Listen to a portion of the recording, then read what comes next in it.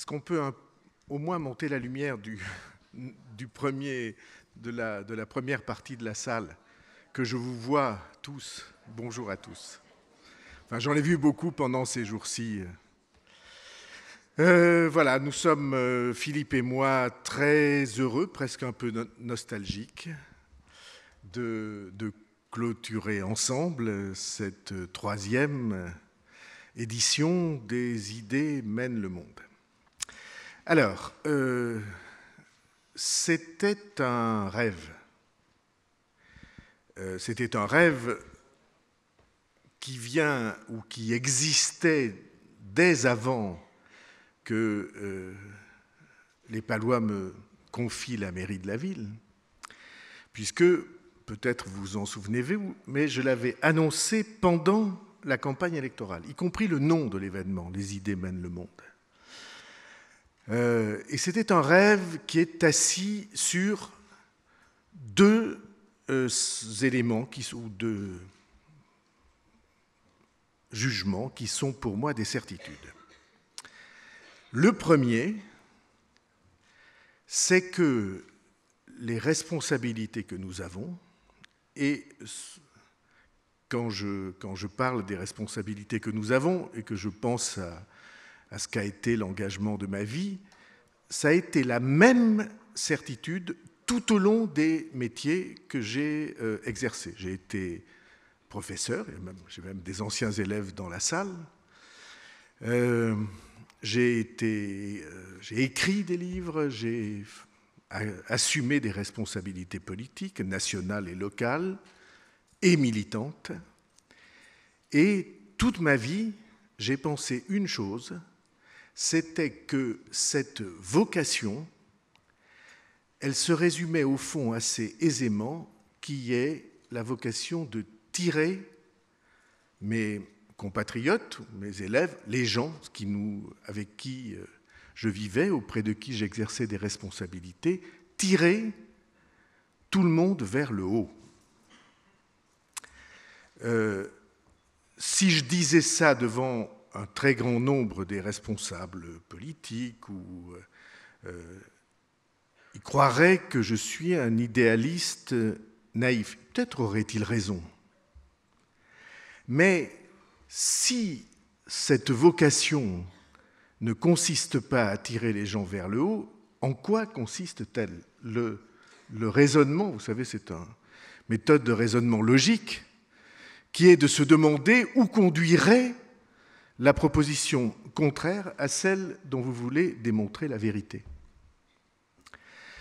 Moi, je crois à ça. Je crois que tirer les gens vers le haut, c'est ça la vocation d'un responsable, quel qu'il soit, pédagogique, écrivain, politique. Et je crois même, je le confie, que pour moi, c'est la vocation d'un homme, d'un être humain, d'une femme ou d'un homme. Tirer vers le haut. Il se trouve que les temps que nous vivons sont des temps où on considère comme une loi que pour avoir du succès, il faut tirer les gens vers le bas. Que, je pense à la télé-réalité par exemple, aux passions qu'un certain nombre de gens croient juste de déchaîner, ils pensent que c'est ça qui donne l'audience, la masse, et donc, dans les temps que nous vivons, le succès. Parce qu'ils croient que j'ai aimé, quand j'étais très jeune, un très grand, je ne sais pas comment on peut dire, philosophe qui s'appelait Guénon. Et Guénon, il a écrit un livre qui s'appelle « Le règne de la quantité et le signe des temps ». Et moi, je crois au règne de la qualité. Et c'est donc une confrontation. Et ce que je crois profondément, et vous en êtes la preuve tous autant que vous êtes, et les milliers et milliers de personnes, on a atteint le chiffre de 30 000 personnes cette année.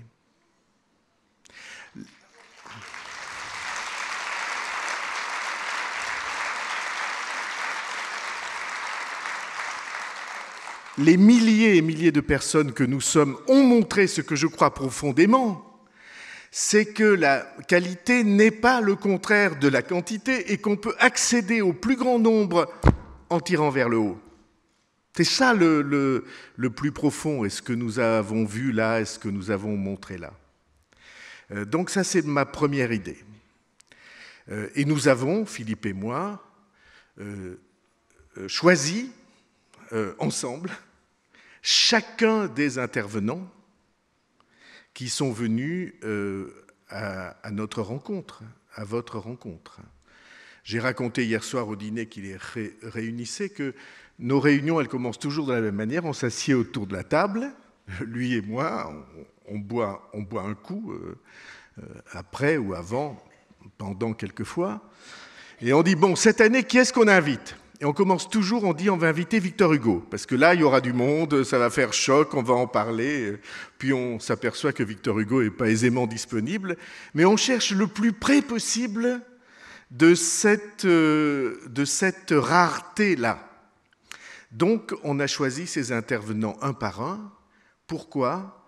Chacun a été choisi en fonction de l'originalité, de la singularité, de l'authenticité, de la force du message, non pas seulement qu'il va énoncer devant nous, mais du message que sa vie représente, qu'il a vécu. Et c'était formidable, parce que ce que Jacques Weber vient de faire devant vous, je n'ai pas besoin d'expliquer, c'était magique. Ce que Jean-Philippe Collard et Guillaume Connaisson ont fait hier soir devant nous, c'était magique. Les plus grands philosophes qui étaient, les très grands philosophes qui étaient là, ou en tout cas ceux qui savent ouvrir la porte de la philosophie et de la pensée, Enthoven, Luc Ferry, Pascal Bruckner, et puis les très grands savants, Jean Jouzel qui était là à l'instant, et puis Axel Kahn, les très grands publicistes, comme je dis, c'est-à-dire ceux qui s'occupent des affaires publiques, qui sont philosophes aussi, Jean-François Kahn, etc. Je pourrais faire le tour. Paul Constant, qui est prix Goncourt à l'Académie Goncourt, et ainsi de suite. Je pourrais faire le tour de chacun de ceux qui se sont exprimés. C'est pas mal, enfin, c'est pas bien d'en oublier quelques-uns, mais c'est parce que c'est l'impératif de cette improvisation. Nous avons choisi en fonction de la qualité extrême de leur réflexion, et pour moi, de leur vie, de leur parcours, de ce qu'ils ont découvert. Parce que ce que je crois profondément, c'est que l'important n'est pas tant ce qu'on dit que ce qu'on est. La qualité, c'est ce qu'on est. Donc voilà la première certitude, tirer les gens vers le haut. J'ai une deuxième certitude, alors là je suis ultra minoritaire, c'est que l'argent ne fait rien à l'affaire. Aujourd'hui, tout le monde explique, c'est encore le règne de la quantité et le signe des temps. Tout le monde explique que, eh bien, il faut y mettre le prix. Il faut payer pour que tout se fasse. Or, le parti pris que nous avons choisi, un peu bizarre, c'est que tout ceci serait uniquement du bénévolat, cet autre nom de la générosité.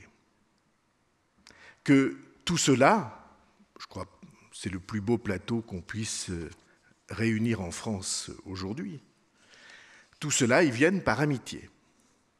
Beaucoup par amitié avec nous, et ils repartent décidés à revenir par amitié pour vous. Parce que tous disent l'extraordinaire qualité de l'accueil du public, de ce qui se passe dans les couloirs, du professionnalisme de l'organisation, de la gentillesse, et il y a un esprit des idées mène le monde. Et ils propagent à Paris, où ils sont en général, ou partout ailleurs où ils exercent leurs fonctions, ils propagent l'idée de cet esprit des idées mène le monde. Et donc il propage quelque chose qui est infiniment précieux de l'esprit de Pau et du Béarn, de notre ville et de cette région historique que nous formons. Et pour moi, pour Philippe, c'est un très grand motif. Pour Philippe, dont je m'empresse de dire que s'il n'existait pas, je ne pourrais pas le faire parce que j'aurais personne avec qui demander si on invite Victor Hugo. Donc, si l'année prochaine, on invite Victor Hugo. Parce qu'il faut avoir aussi... enfin, on fait ça en s'amusant beaucoup. Hein, c'est pas... Croyez pas qu'on travaille, mais on s'amuse beaucoup. Et là... Bon, pas besoin de vous dire, vous le sentez bien, la qualité de relations humaines, l'amitié, l'admiration que moi j'ai pour lui, parce que ce qu'il sait faire, je connais personne d'autre qui sache le faire aussi bien que lui. Donc pour moi, c'est infiniment précieux. Voilà, c'était tout simplement cela que je voulais vous dire. C'était un rêve formulé, défini, exprimé, porté auprès des Palois, et ce rêve est devenu une réalité. Et elle va, cette réalité, se propager dans l'avenir. Alors, petite question pour nous, comme cette année, il n'y a pas eu une place de libre dans une seule conférence. Comment va-t-on faire l'année prochaine ? Je mets ce point d'interrogation parce que pour moi, comme voilà, on ne sait pas ce qu'on va faire, parce que, évidemment, ce que nous avons montré pendant 3 ans, et c'était ça notre plan, nous l'avons fait sans médias nationaux, exprès. Parce que notre idée était qu'il serait bien temps que les médias nationaux s'y intéressassent.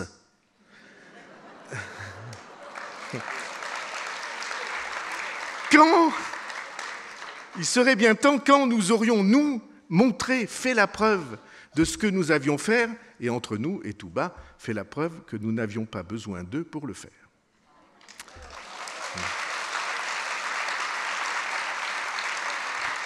Voilà, il faut donc que j'exprime notre gratitude à tous ceux qui nous ont aidés à faire tout ça. Et celle qui nous a le plus aidés, elle s'est modestement omise de la liste qu'elle a placée devant moi, mais je vais quand même lui demander de monter sur la tribune parce que c'est la grande organisatrice, Delphine Semavoine.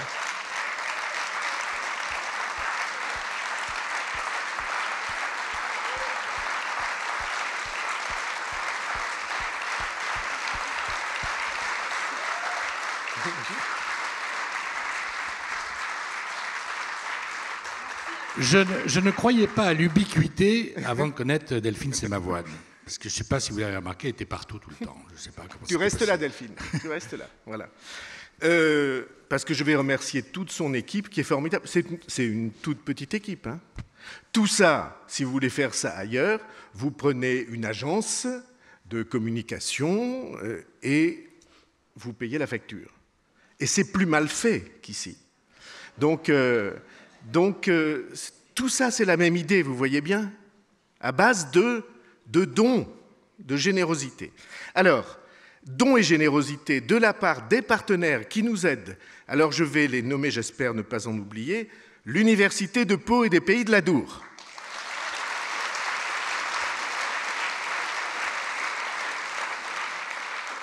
Tout à l'heure, un jeune universitaire me disait, mais... qui est mon fils au passage, mais enfin... Ça aurait été mieux de ne pas le dire, mais... Et il me disait, mais ça se fait nulle part ailleurs d'associer l'université à ça. Et pour moi, l'université, c'est notre ville. C'est de l'intelligence, de la recherche, là encore de la générosité. Et donc je suis trop heureux qu'ils aient organisé un grand nombre de colloques, de rencontres, d'événements au sein, faisant vivre les idées mènent le monde. Partenaires, je veux remercier le garage Peugeot qui nous a prêté si gentiment les voitures qui ont amené sans ça avec, vous savez, les idées mènent le monde écrites sur la portière. Je veux remercier Augeux, les eaux d'Augeux, enfin l'entreprise Augeux, vous pouvez les applaudir. Je veux remercier l'Office du tourisme de Pau qui s'est occupé de la billetterie.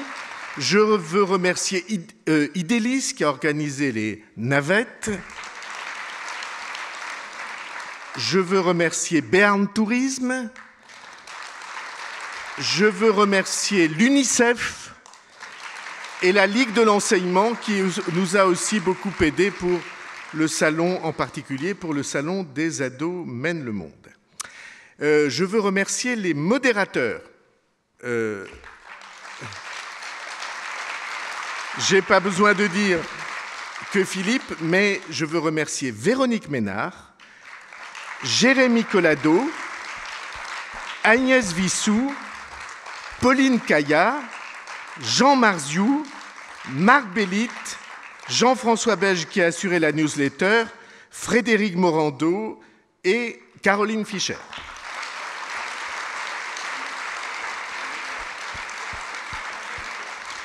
Et enfin, comme nous avons organisé ça avec nos propres forces, avec nos petits bras, avec nos moyens, je veux remercier la direction de la culture avec Maïté Van Mark et tous ses collaborateurs. Je vais énoncer les services, mais il faut que vous sachiez que ma fierté, notre fierté, c'est que pour cet événement, tous les services de la ville et de l'agglomération ont travaillé ensemble. D'habitude, chaque service travaille dans son coin. Et là, tout le monde s'est pris de passion. Les chauffeurs sont inscrits depuis 4 mois pour assurer le transport, le rapprochement de ceux qui sont là.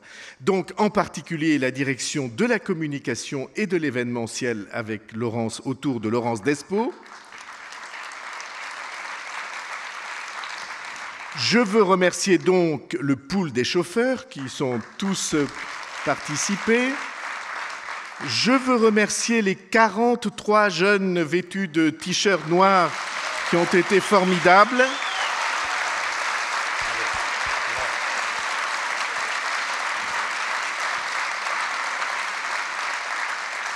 Ce qui fait que tout le monde dit l'accueil aux idées mène le monde. Il n'y a pas l'équivalent en France. Et Philippe, qui organise beaucoup de manifestations de cet ordre, peut le dire.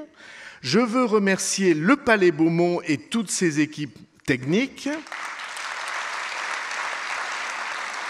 Et je veux remercier tous ceux qui ont mis en image et sur Internet la totalité des rencontres que nous avons eues, puisqu'elles sont d'ores et déjà toutes accessibles sur Internet intégralement. Et vous pourrez revoir tout ce que vous n'avez pas vu. Alors, les réalisateurs et les cadreurs des salles Vigny, Ambassadeur et Lamartine. C'était un moment précieux. On se disait tout à l'heure qu'on avait déjà un peu de nostalgie à penser à cet événement. Moi, je suis très heureux du rôle que vous y jouez. Ce que j'aime tant, c'est que ce n'est pas un événement dédié à une classe sociale en particulier. Ce n'est pas les universitaires ou certains milieux économiques et sociaux. C'est l'expression de toute la diversité que forment une ville et une région. Vous êtes, vous savez, ce slogan d'une chaîne bien connue, peut-être trop connue, j'en sais rien, qui est génial, c'est « Venez comme vous êtes ». Et ici, on vient comme on est. On vient avec ce qu'on est, on vient avec ses attentes, on vient avec son émotion, on vient avec sa réflexion, on vient pour l'échange, et c'est toutes ces attentes, toutes ces émotions et toutes ces réflexions qui font de ces 3 jours un moment rare. Alors, je vous dis du plus profond du cœur, avant de laisser la parole à Philippe, merci à vous.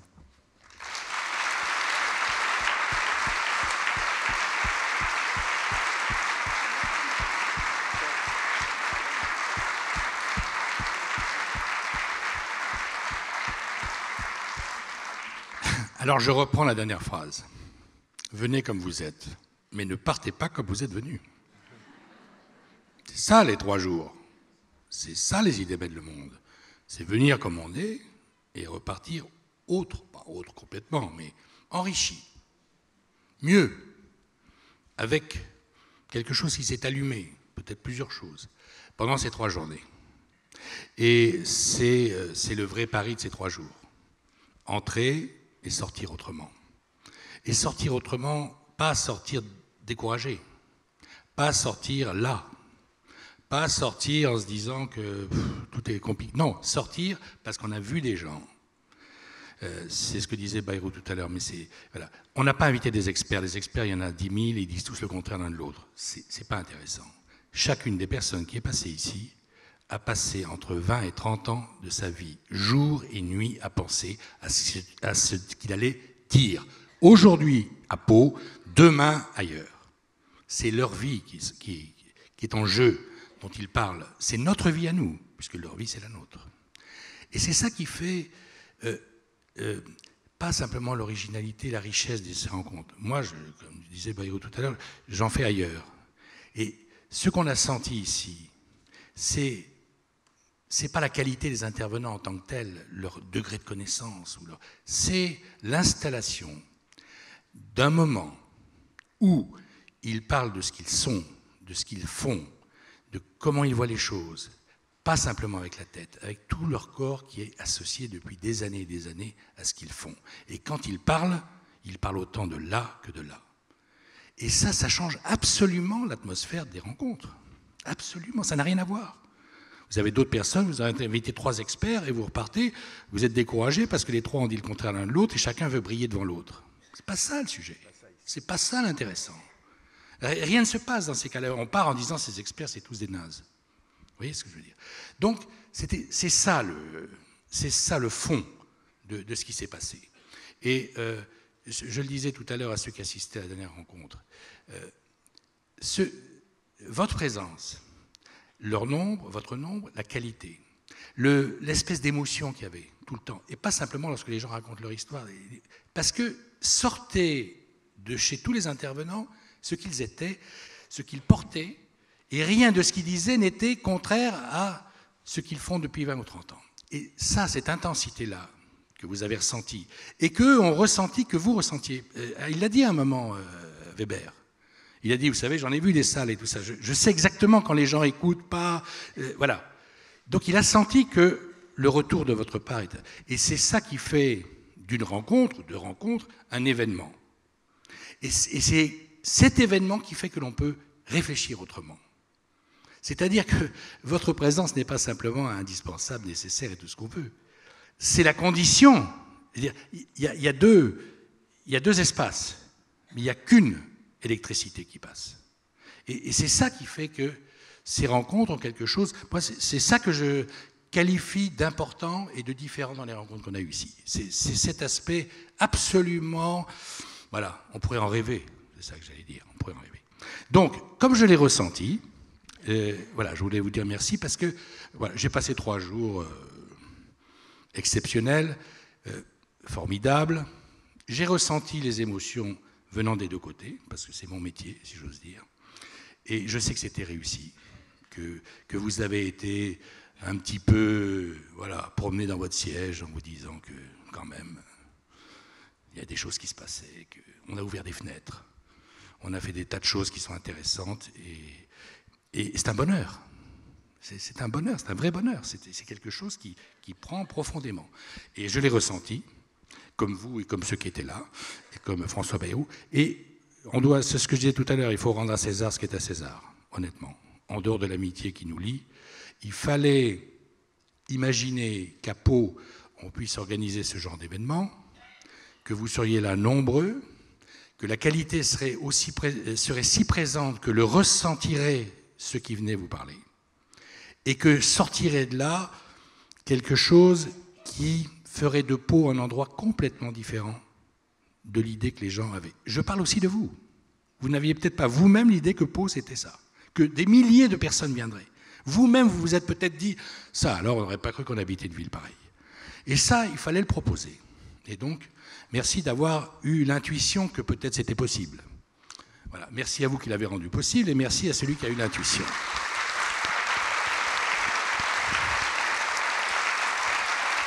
Portez-vous bien.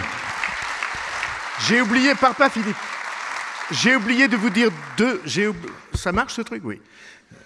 couvert par les applaudissements. J'ai oublié de vous dire deux choses. Une sur le fond et une sur notre manière de vivre tout ça. Sur le fond, pourquoi cet événement est rare? Parce que nous avons refusé les combats de coq. Ce genre d'événements culturels, on met 2 types sur la scène, 3, 4, qui font semblant de ne pas pouvoir se sentir, et donc chacun essaie de prendre, comme dans les débats télévisés, le dessus sur l'autre en se faisant applaudir. Ici, nous avons voulu exactement le contraire, c'est-à-dire d'aller au plus profond de ce que chacun est, sans contradiction, sans controverse, sans bataille, pour sortir de la logique habituelle de tous ces débats dont on voit tous les jours à la télévision et ailleurs, les affrontements. Et la dernière chose que je voulais dire, c'est que, je l'avais gardé pour la fin et j'ai failli l'oublier, c'est que cet événement ne pourrait pas être ce qu'il est, et d'ailleurs cette ville ne pourrait pas être ce qu'elle est, sans la presse et les médias locaux que nous avons. Je veux le dire parce que tout le monde tape sur les journalistes, y compris moi, quand il faut, je ne recule pas. Mais nous avons une presse locale d'une qualité exceptionnelle qui nous aide fantastiquement à faire ressentir l'importance de l'événement, qui interviewe magnifiquement tous ceux qui viennent et qui, d'une certaine manière, investissent d'authenticité, de racines et de sève la vigueur de cet arbre que nous avons semé et fait grandir. Alors je veux dire que Sud-Ouest, le journal Sud-Ouest, le groupe Sud-Ouest, que Pyrénées Presse, que France Bleu, que les médias locaux, qu'ils soient très connus ou moins connus, tous ces médias locaux nous aident extraordinairement et il était justice qu'à la fin de cette rencontre, je leur rende hommage pour leur travail. Merci à tous.